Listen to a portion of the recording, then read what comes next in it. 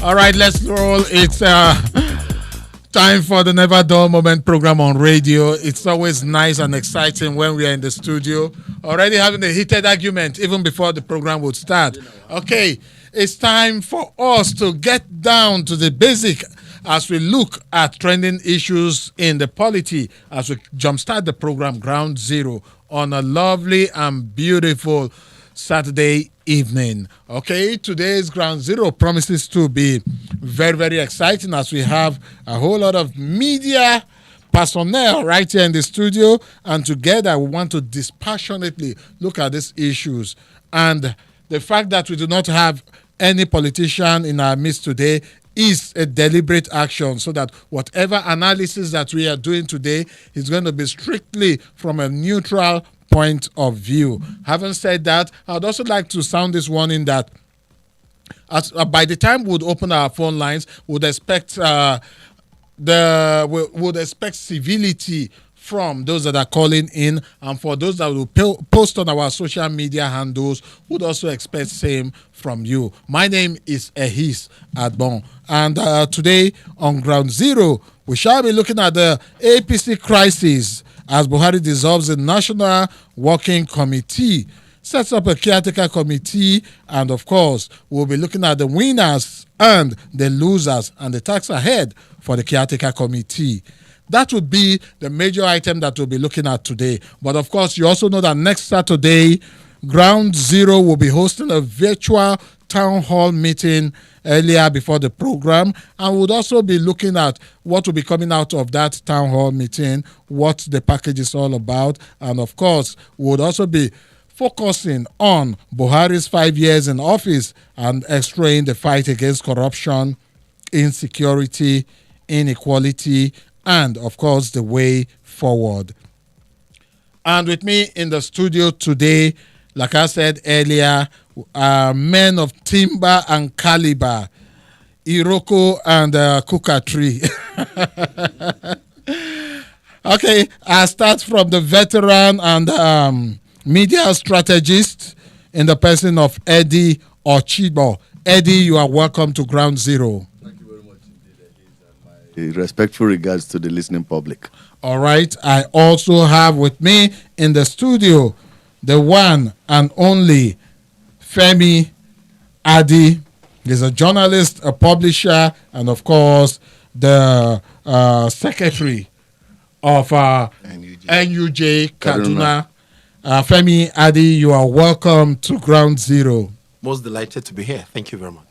And I also have with me another media personality, a journalist, a blogger, and a social media influencer in the person of Mike Ode Akatu. Mike, you're welcome to Ground Zero. Big brother, his thanks. Listeners, stay good and listen as we explode with our analysis. Yeah, if you recall, I also tag him the controversial Mike. He's with us Everly today. Controversial, that is my name actually. And Bro Femi, please, you are welcome. I know we're going to trade tackles again, but then you are always my able, respected secretary. You brought me to the union. I'm everly grateful. Thank you very much. All right. So for you, the listener, of course, you know you are always a part of the program, and you can add your voice to the conversation that we are having this evening by going to our various social media platforms, starting first from the Ground Zero Twitter handle, Ground 0989. Ground 0989 is the Twitter handle of the program.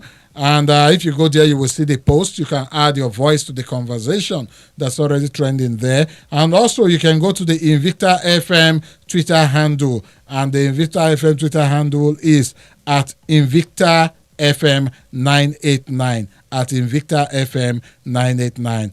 And of course, you can go to the Invicta FM Facebook page, Invicta FM Kaduna, Invicta FM Kaduna. That's the Invicta FM official Facebook page, and the program specific Facebook page is Ground Zero Show. Ground Zero Show. That's the Ground Zero Facebook page. You go there, the post is also there. You add your voice to our conversation so that we can use it on the program this evening. And of course, after the program, you can go to the Invicta FM YouTube channel, Invicta FM Online TV, where you would watch the video feed of everything that transpired on the program this evening.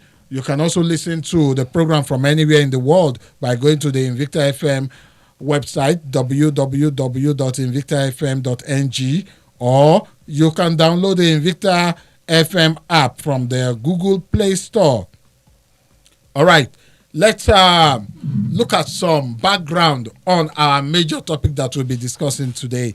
That's talking about the crisis in the All Progressive Congress that culminated in the dissolution of the National Working Committee and the setting up of a caretaker committee that is led by the governor of Yobe State. Yes, Malam Malabuni. And also we have, he's the chairman of that particular caretaker committee.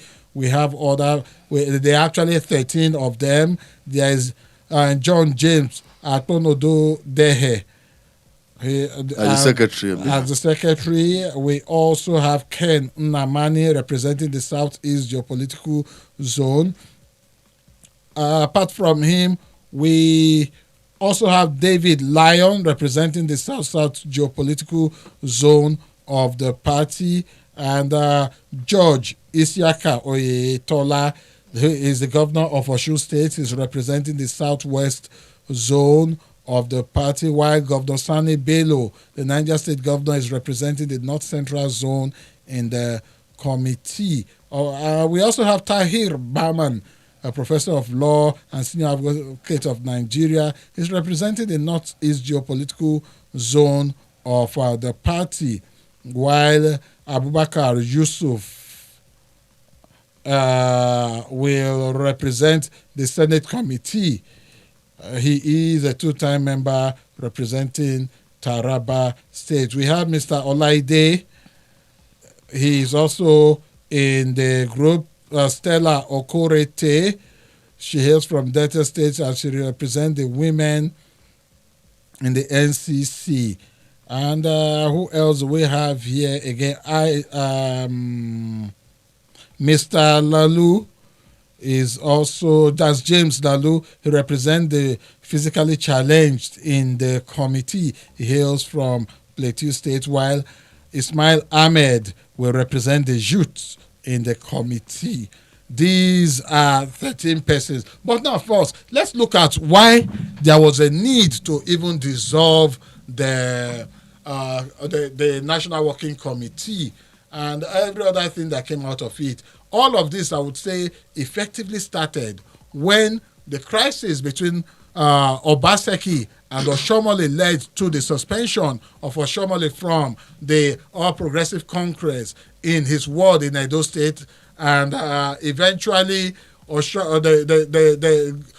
going to court, reclaiming back his position, and another court removing him and all of that. Eventually, the appeal court asked him to step aside, and Giedom, who used to be the deputy chairman South-South, now came to assume the position. But meanwhile, Giedom also had his own issues in his state because he had resigned to contest the position of the deputy governor. And based on that, even at the state level, they said he wasn't qualified. While all the crisis between Oshomole and Obaseki was going on, Obaseki was crisscrossing the nation, going to Lagos to meet Tinubu.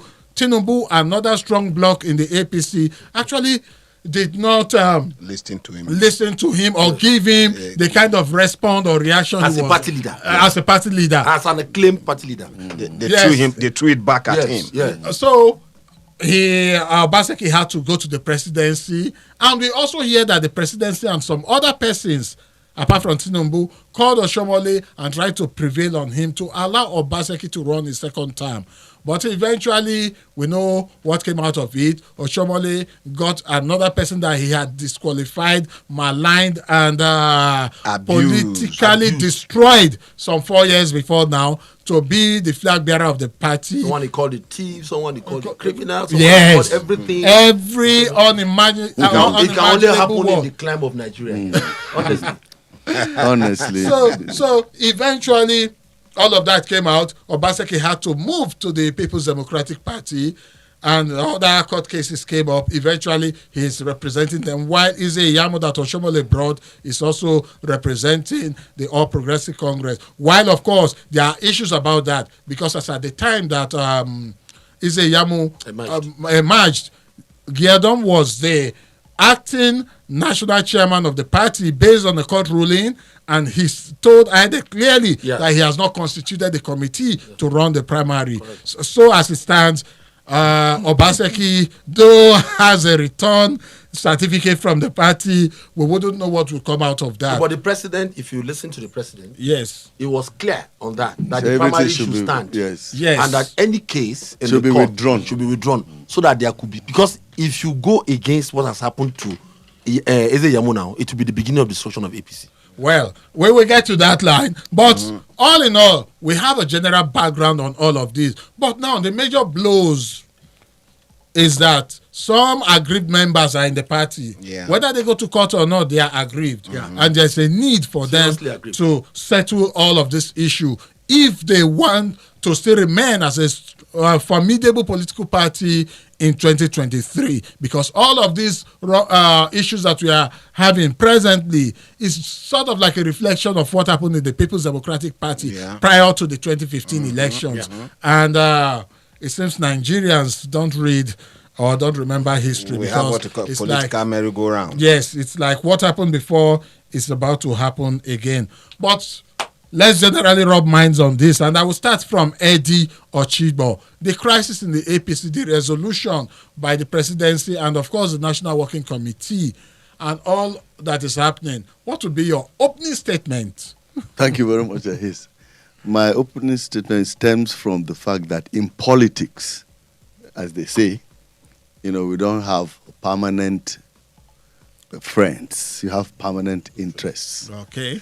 And what is going on, which is very, very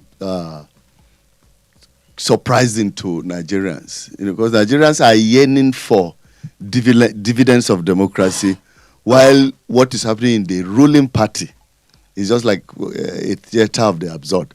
Yeah. Because of personal interests, now the party has torn itself apart, and especially I sympathize with Oshomole, who we once described as a cat with nine lives. This time around, I think it has. It has at least the ninth life. The 10th. No, we was looking for the 10th life, and then he lost that life. There was this cartoon that I was laughing at. I think they were commissioning a project, and Buhari was showing.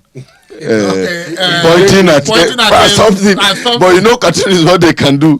They say they were pointing at Oshomole's village, the way he should take to Awuchie.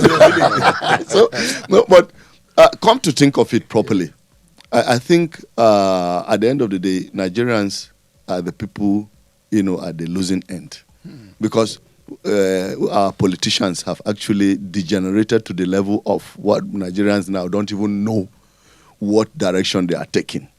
And then the issue of taking the party matters to the presidency. The presidency, as an institution, does not belong to APC alone. Okay, the party matter that was held in the chambers. That should have moved to the party headquarters. Not. They shouldn't have used, the Aso Rock Villa to tackle the issues of the party. No, I'm coming. Okay. Let me land.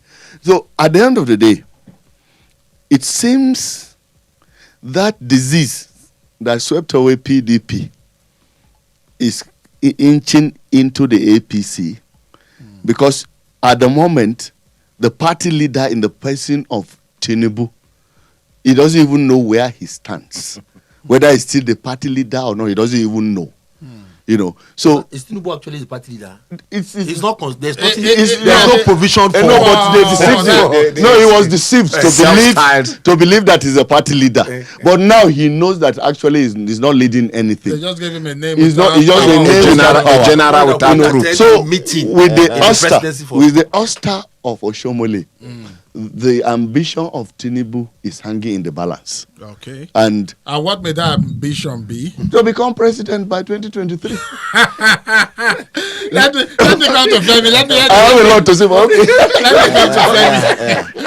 Femi, the crisis in APC and the power blocks that are moving and shifting. What would be your opening statement too? The opening statement should be simple. Like my Oga has said, it's quite unfortunate that we no longer see politics as, a vehicle for governance, a vehicle for distribution of power, a vehicle for equity, justice, and fairness. So what you saw Oshomole did was to consider a personal fracas between him and Obaseki over issue of power sharing in Edo. I was told reliably that he had submitted some lists to Obaseki for appointment. And Obaseki said, please, sir, let's do some certain things. When we get to some certain place, we'll bring in those guys on board. I know that as we speak, there are no members of boards in Edo. Yeah. So, and these are some of the lists Oshomole has submitted. And he had told me, if you don't do this, these guys will fight you. So Oshomole took the fight beyond beyond Edo, and he made it a personal issue. He started bragging. He went. I was telling someone that, look, if you have to go for a test or an examination, and you submit credentials, there are authorities and the institutions that would vet and confirm whether they are fake or not. Yes. But the committee set up decided to sit down. They are the judge, they are the accuser and everything. And then I knew at that point so what Obaseki did was to pick his certificates and he took it to the presidency. He met the chief of staff and then they sat. Are this your certificate? They called NYC. Chief of staff called NYC personally, as I was told. And NYC said, we are sorry, it's our mistake. And they issued a fresh one to him. Corrected one. The Oshomole was busy shouting in APC secretariat there while Obaseki was busy correcting all those wrongs. What certificate does Oshomole even have? Don't forget, eventually, it was Oshomole's personal greed, and fight against that consumed him. Of course, he didn't know. You see, in politics, what they did was all that issue of court, as I was told, was hanging. Already they were tired. Governors were tired. Yes. Because they knew. The truth is that, I heard a guy is laughing. I'm just saying realistically that the 2023 for Tinubu, they all know that the original arrangement was for Tinubu to take over. But as they're inching closer, like my Oga said, they want to shift. They know that is it possible that this Tinubu will get this thing? So what do we do? And Oshomole is bent on bringing up Tinubu. So what they do, okay, let's know what to do. He allowed the Obaseki thing to consume him. So they dug a hole, and it consumed him. And what they did was release the appeal court case. The only way we can do this technically without any crisis, as I speak to you now, Oshomole resigned today. Check Google. And he has even he has accepted to withdraw the case from Supreme Court. It's not even going beyond any court now. He's just a floor member. Knowing fully well that, look, there are so many things behind, skeleton in the especially accountability. You know what I'm talking about? And they locked the secretariat, no document. It was unawares. So by the time they dusted 3 or 4 documents and say, oh boy, this is it. You better you resign now. Or so the present problem now is overheating the polity. The best thing the president could do, was to converge that meeting. And the problem then was that there was, all these South guys now. The fear was that they will have mobilized guys, they will embarrass Buhari in secretariat. So what they did first in the morning was to lock the secretariat. Shaibu was laying claim to secretariat. Jadon was laying claim to secretariat. There is one man from Cross River, is it Eta or Ella? Eta from the one that was to act after Achimobi. Yes. Achimobi's group was a lot, about 5 of them laying claim to the chairmanship. Who the president accepted and agreed that Gedon should converge because based on the court order. Yes, it was on advice. Yes. And the attorney general advised him, look, the best way to resolve this problem is call Gedon to converge. But in the end, did you see Gedon's name in the at all? It was to save everything so that nobody benefits from it. None of them benefited from this. Exactly. So what the president has done is there will be a convention. In 6 for months a time. new election. So that is why the governor would lead, because these guys are the ones controlling the party. They fund the party. So you governors decide on who will be. And from what I hear, it might be the senator from Cross River. Is it Eta? The one that the father was a judge. Yes. Former minister of yes. The truth is that they will resolve this matter. Unfortunately, the greatest loser is Tinubu. Because as a father, he refused to resolve the problem. He refused to speak out. He refused to see anything. He was so blindfolded that he kept quiet until the president got to know that is it because of 2020 that you want to destroy APC? That is where we are now. All right, I'll come to the controversial one, and I'm sure it's not going to be controversial today. Well, I can't say. Mike Odeaka too. Your opening statement on this whole issue. APC is behaving like a spoiled child, and it is going into these battles now, 2023, before 2023, with a decimated force, like my two colleagues have said. You see, APC is at the verge of losing Edo. I don't know what kind of magic they will do to bring it back. Already, whether you solve the national problem, when this guy was leaving, Obaseki, he never left with all his loyalists. Some of them are still in APC. Most of them causing problems. The current chairman, is his boy. You understand? Of APC, and he has enriched PDP. The whole, the two sides. And you can see the local government chairmen that were under APC are now jeering to go to PDP.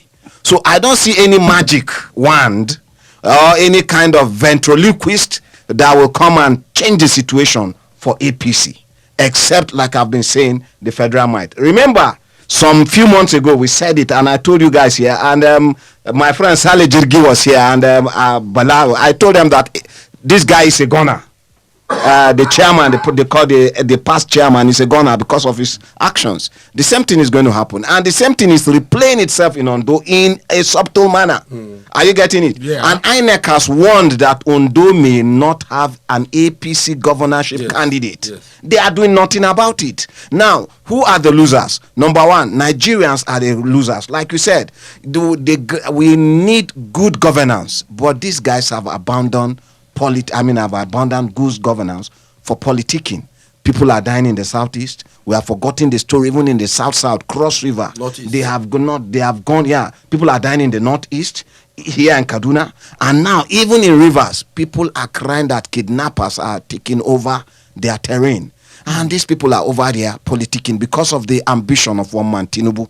Tinubu tried this very thing in 2015. He lost out, and that was why he masterminded the plot to oust the former, you understand? Jonathan. He's coming back again. He's trying it. I mean, not Jonathan Sharaki. He wanted people to become the Senate president, the House of Reps leader, and this and that. And they told him no. Of course, he wanted to be deputy to Buhari, and Sharaki told him that we cannot have a Muslim ticket. This is no longer 1992-93 when we had a Mushuda Abiola or Kinjibe ticket. Things have changed. Obasanjo won, and the man was ever unrelenting. And he was also as vicious as he was in his hatred for somebody that has corrected him. Again, he persisted, and that was why he brought in Adams Oshimole. And he removed Oyegun. If you remember, he told Oyegun categorically resign, and the president kowtowed to him. And one thing again we have to see in this: the president has always been playing possum.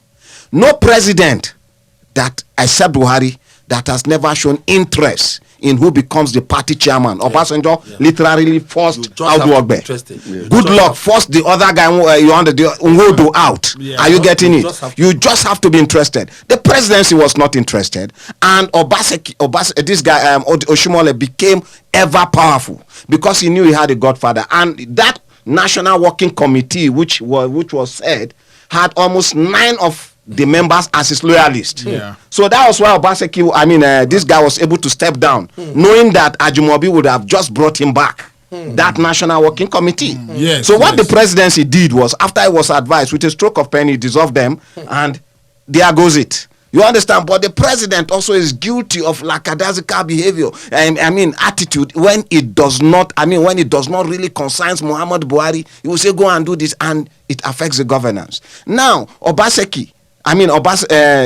Oshimole stepped on many tools. The governance. Yeah. You understand? Powerful governors, including our own governor here, who made a reference to some, though recently Erufai came out and said, I don't care who becomes the president, whether Tinubu becomes the president or not. But that was also a sarcastic statement. I would have expected him to say, okay, well, wish him good luck. I will support him. But when he said, I don't care whether he's contesting 2019, means that, okay, let's go ahead. Are you getting it? Yerima also said it. That look, the past president of, governor of Zamfara said, if President Buhari had made an arrangement with Tinubu to become the president 2023, that is his own. But that is not it. People are over the time preferred a more civilized, a more matured, a more thinking, the loyal president, loyal vice president called Osibanjo in the alternative to Tinubu. You see, Tinubu has become a Macbeth. Whose ambition is wait, talking about Oshibanjo, I'll still hold you to that. Yeah, please do. Would you really say that Oshibanjo has learned the ropes when it comes to politics and politics in the Nigerian style? Osibanjo is more suaved, more educated, more whether you want to hold it. Somebody says on education, no, wait a minute. When I say educated, he's more educated now in the act of politics. Okay. Forget when the president came back from his sick bay. He virtually sacked or rearranged or the appointees. Can you compare the Oshibanjo's vice presidency to Atiku's vice presidency? Yeah. Atiku was more militant. You say he has learned. Yes. Tell me, if you say this man come and contest for president, does he tell me that power? Atiku was the vice president between 1999 and 2003 as he reached 36 states. You know it. Yeah. It was everywhere. Now, so the fact that they even told him to come and contest against Atiku. Now let me sign. Osibanjo, that's why I said he has learned. He's more educated politically now. Are you getting it? Atiku grew horns even before. Atiku was more politically suave than Obasanjo. Are you getting it? Yeah. And Atiku has shown that, look, all this impeachment. If you remember, when the House of Reps issued an impeachment, a 30 days ultimatum to Obasanjo, you understand, under this Galinaba, the guy was, I will not resign. Some few weeks to it, the Senate issued their own, and there was nothing they could do to stop the impeachment process till Shehu Shagari and Gawan went in and then brought in Atiku. They went to talk to Atiku, then went to the National Assembly, and then Atiku went. All of them, they had a closed door meeting, and then Obasanjo said, if he was impeached, the next man would have been Atiku. Yeah. Also, Chubo Akadigbo's issue was there, and it was Atiku. Atiku had always wanted to be the president. But if you look at Oshibanjo, he was very cool and calm, even when the president was on it. He's a pastor. Don't forget. Don't forget. You said he's a pastor. Don't forget. What does that have to do with politics? Even Obasanjo is a pastor. The leader. Obasanjo is a pastor. To do the politics of the type of he's dirty. I don't see. Don't forget. I don't see dirty. See. Don't forget. Yes, just there as a figurehead brought in by Tinubu. Osibanjo, right? Very suave and very. You see, he virtually undid what Buhari did in pre-2017. The IPOB massacre, the IPOB riot, he was able to calm them. He went to the Niger Delta, he settled them. He settled the issue of this, currency flailing up and down. Yes. He brought in Walter Onogen when the Buhari refused to. He did a lot of things. And you can tell me, you understand, all these things quietly asked the presidency, and they undo that. Well, let me have soon finished. But again, you remember last year his wings were clipped, and he has to shout, I'm loyal to the president. But now he's in the good books of the presidency, and they are touting him. That's why one governor said, it is the turn of the South to produce the president, and probably that guy is angling to become the deputy. I mean the distance. So the tides are in favor of Osibanjo. Just hold your thoughts now. there. Everybody is talking about Osibanjo Tinubu. We have forgotten that there is an unwritten arrangement in this country that the leadership should rotate. What about Southeast? No, it was not on geopolitical arrangement. Yes, it's not South and North. North. And if you look at the analysis, I was telling someone on Facebook that Obasanjo ruled for 8 years. Yeah. Jonathan 6 years. 6 years. That's about 5 years actually. 5 years plus. Okay, let's say 5 years. That's 13 years. 2010. Yeah. Yaradua rules for about say 3 years. And Buhari ruled Buhari 8 years now. for 8 years. Add 8 of Buhari to 3. Now that's almost 11. It will give you 11 Yeah. and 13. If they are what at par. Oga is trying to, infer here is that the North, from the calculation of the two parties, is being shortchanged. What about all the years from independence that the North has been ruling? We can factor that in too. Okay. All right, you are listening to Ground Zero on Invicta 98.9 FM. We'll quickly take 2 messages and we'll be right back on the program. We are looking at the crisis in the APC and, of course, how it is affecting governance, how it is affecting the impact on the polity and all of that. Let's take these messages. We'll be right back right here on Invicta 98.9 FM. All right. The program is Ground Zero, heated studios. I'm sure you are going to have fun watching the video on the Invicta FM YouTube page, how the heated argument is happening here in the studio. Okay, before we took that break, we were looking at generally the issues with the APC, the losers and the winners, and also doing some calculated permutations. And we were talking about the presidency probably going to the South in 2023 and the possible front runners in the APC. But of course, we can't talk about the APC in isolation of the other power bloc, which is the PDP. Now, looking at probably the calculations, permutations, and expectations of some people, they are looking in the direction of the Southwest, forgetting that we still have some very powerful people in the South and the Southeast. Like Rocha Sokorocha is a power bloc in the Southeast. Chibwike Amechi is a power bloc in the South. They are not necessarily pushovers in the APC. And when it comes to the PDP, we still have some other persons there. But by and by, since we are talking about APC for the now, let's still look at the role of Chibwike Amechi in all of this. And if I would borrow it from the local parlance, the sit-down look attitude of Rocha Sokorocha, because Rocha Sokorocha has been playing a sit-down look attitude to all of this. Rocha has to do it because his greatest enemy is Oshomole. Yeah. Oshomole dealt with him during he wanted his in-laws to be. Oshomole said no. So already look at what Amechi said. Sit-down look. He obviously came out and said, I'll be looking. Okorocha is laughing somewhere. He openly told the president when they were doing their validation that his greatest problem are two people, Oshomole and El-Rufai. For one reason, he knows why. So you would think that Oshomole, Rocha Okorocha will sit down and support the likes of El-Rufai, and it's not possible. So these are the things you must know. That look, these guys are happy, these governors are happy, this is happening. In the same way, their greatest enemy is gone. They are now looking at the other way around. Their convention. Let me continue. This guy actually is doing sit down look, but actually is playing a game. Chibike Amechi. Don't forget, he too, his candidates were decimated by the crisis, by the same Oshomole. Are you getting it? The rivers. You understand? Oshomole really took sides, and that was, you understand? So, and if you look at it now, 4 ministers from the South got up and said, look, we don't want this guy Oshomole last year. Are you getting it? And actually, Oshomole also helped in the loss of Zamfara. Yes. In the loss of Benue. You understand? In the loss of Rivers and then Bayelsa. Because he imposed David Lyon, right? Leon or whatsoever on them, not knowing that the deputy had a certificate issue. Are you getting it? Losing to the loss of it. Now he wants to impose a thief, unquote, in Edo again. Unquote. A thief that he had helped to destroy.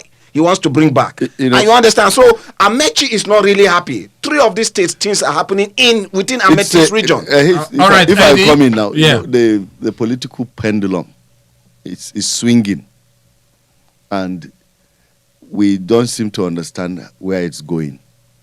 The major issue here is that there must be some balancing act of the polity.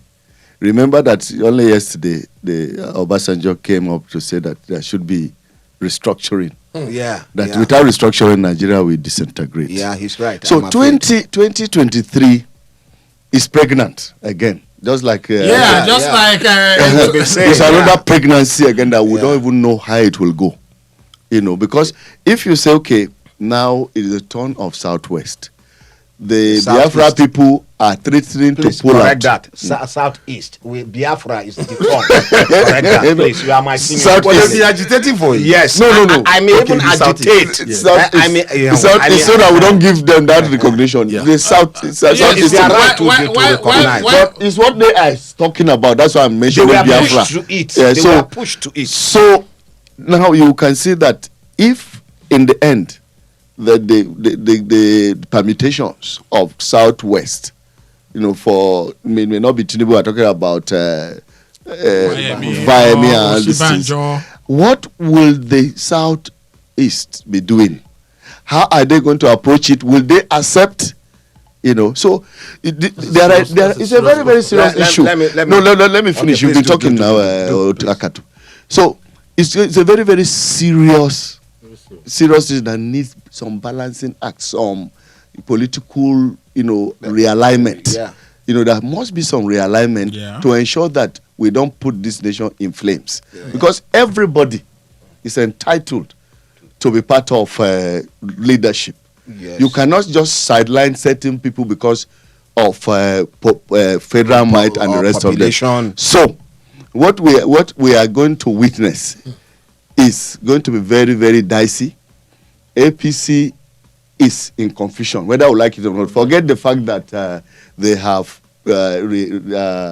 rearranged the status quo, and now we have a caretaker committee. Yeah. But the PDP is not, lying low.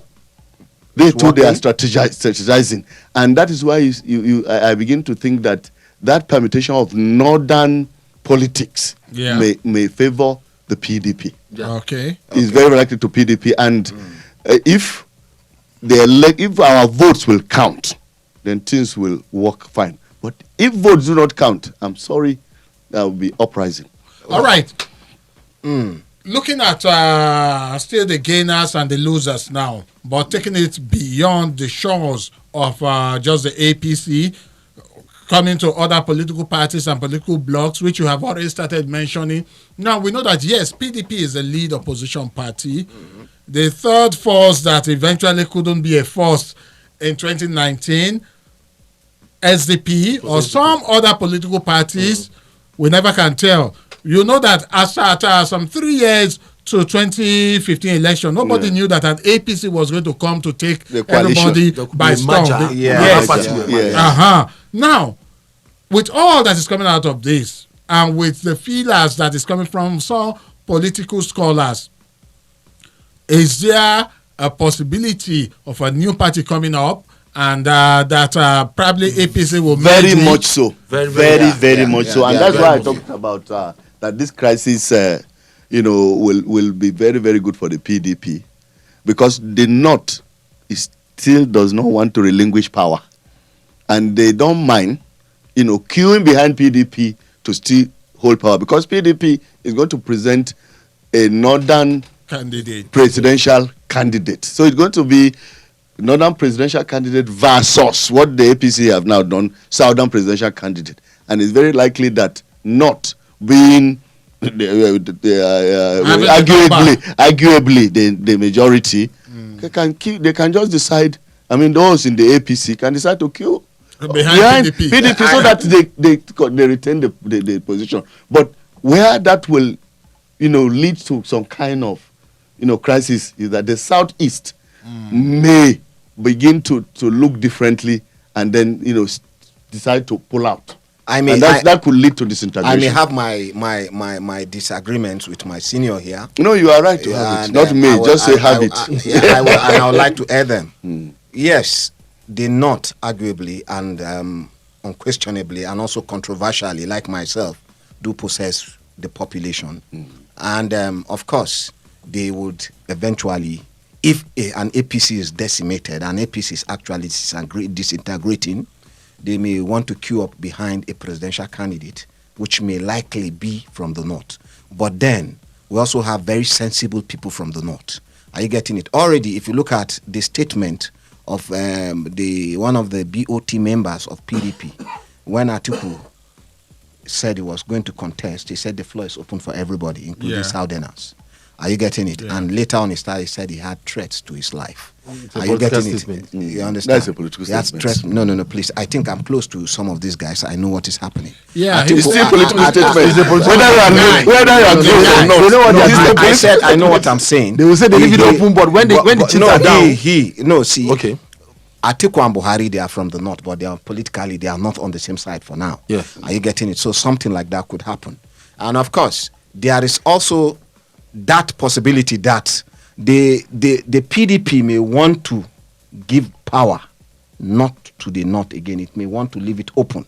I've heard it from Can you have a national party chairman from a zone and you have the president? Things can still happen. Things could still happen. If you know PDP chairman is from... That's why we're talking about permutations. Is from South. Yes. APC national chairman is from South. Then that is why you will have Buhari and in the issue, it's not a foregone conclusion. It's not a foregone conclusion. In the issue of the southwest, southeast, I think that is why I said reality has to come into check. Yeah. Southeast needs to be put into consideration. That's they exactly have been left saying. out of the equation for long. All right, and they need to be considered. Let's move on to some other things because we are really running out of time and we need to also involve the listeners in all of this. Next week, Saturday, Groundzero is hosting a town hall meeting, a virtual town hall meeting. And we will be looking at the 5 years of Buhari's administration and also the landmark in some various sectors: security, economy, inequality, fight against corruption, and of course looking at ways out of all of these issues or the way forward. And we have already built to have some very, very high profile persons as our guests. I can confirm to you that the national president of the Nigerian Union of Journalists is going to be one of the panelists. Then very, very top barrister and media experts from the UK in the person of Dr. Cosmos Ayakudu is also one of the panelists. We are also looking, we are just waiting for confirmation from one or two other persons to make it very thick and rich. And it is something that within the week will be flying on our various social media platforms, and we want everybody that has the opportunity to be part of that meeting because everybody would have an opportunity to add their voices to our conversation. It's a 2-hour duration? Yes, it's a 2-hour duration. It starts from 9 o'clock and ends at 11. And content from that particular virtual meeting on Zoom will be used as part of the Groundzero on that same day. That's next week, Saturday, on the 4th of July. So it's something that I want us all to look out to because the Project Nigeria is a project for all of us. We must add our voice to it and also provide solutions. We should not just start and end at criticizing. We should be all able to also add our voices to providing solutions. All right, 081400989 is the number to dial, and 070878000 to add your voice to our conversation. Let's find out who our first caller is. Hello, good evening. Hello, good evening. Yeah, good evening. Yes, good evening. Welcome to Groundzero. What's your name and where are you calling us from? All right, Kinafa, let's have your take. The president has dissolved the NWC of APC. It's a good decision. Honestly, we have had in the past where PDP chairmen were sacked without even calling a meeting. Particularly Audu Obe was sacked from office by Obasanjo without convening a meeting. And also PDP are crying over this issue. APC is well fixed, much better than PDP. We have in PDP where a single governor keep on threatening them. We have seen where Wiki has threatened PDP that if convention hold in Abuja, he will teach them lesson. They took the convention to Abuja. About Obaseki, he pulled out of the NWC of PDP. So PDP should leave APC alone. APC is well fixed. About the Southwest 2023, I'm putting it crystal clear that come 2023, Ahmed Bola Tinubu will be Nigeria's next president. Wow. Good one from me. That is very, very emphatic. The guy will invite you to Lagos. Aye Kinafa, thank you so much. Now, Aye Kinafa. Hello, Aye Kinafa, are you with me? I'm with you. All right. I am sure I am going to share to you the link for you to join the virtual meeting at the Groundzero Town Hall meeting next week, Saturday. Sorry, and if I can't get it across to you, I'm sure Musa Bala or Olufalorunsho should be able to get you the link to join the meeting. Get across to me. All right. Thank you so much, Aye Kinafa. Let's take this other call. Hello, good evening. Good evening, Mr. Channel. Mr. Ehis. Yes, good evening, Engineer Emmanuel. Thank you very much. You see, all this drama that is happening, you see, ATC have not yet seen anything.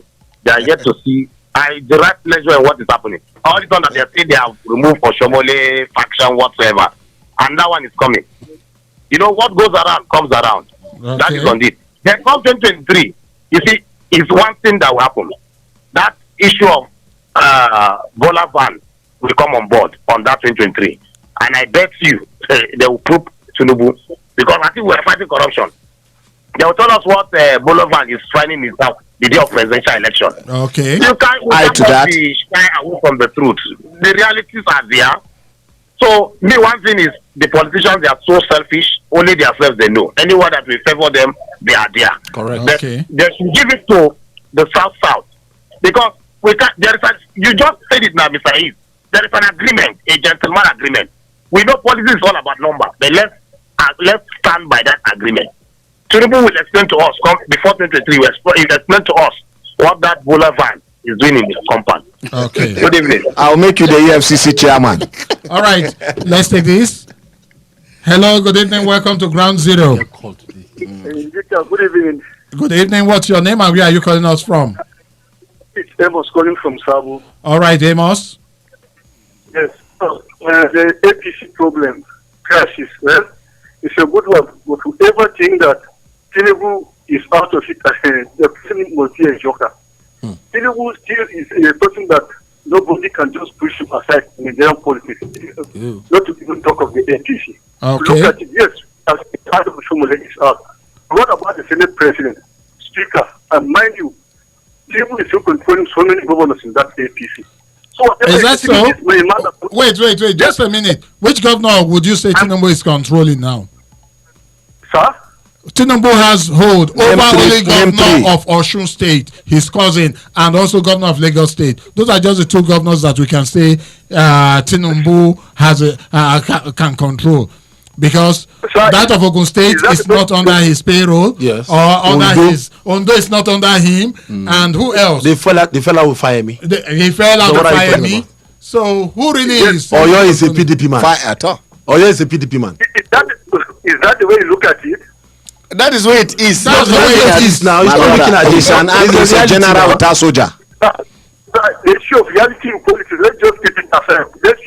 We are watching, but just wait. Even the Mimala bully that we are talking of, didn't he work with the former Chairman? Yes. Okay.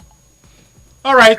Let's take another call. We are really running out of time. Thank you so much. Let me round the place. All right. In 10 seconds. Yes, whatever it is, let's just keep on watching. But the issue of 2023, I'm telling you, if whether we like it or not, if the APC do not organize themselves, the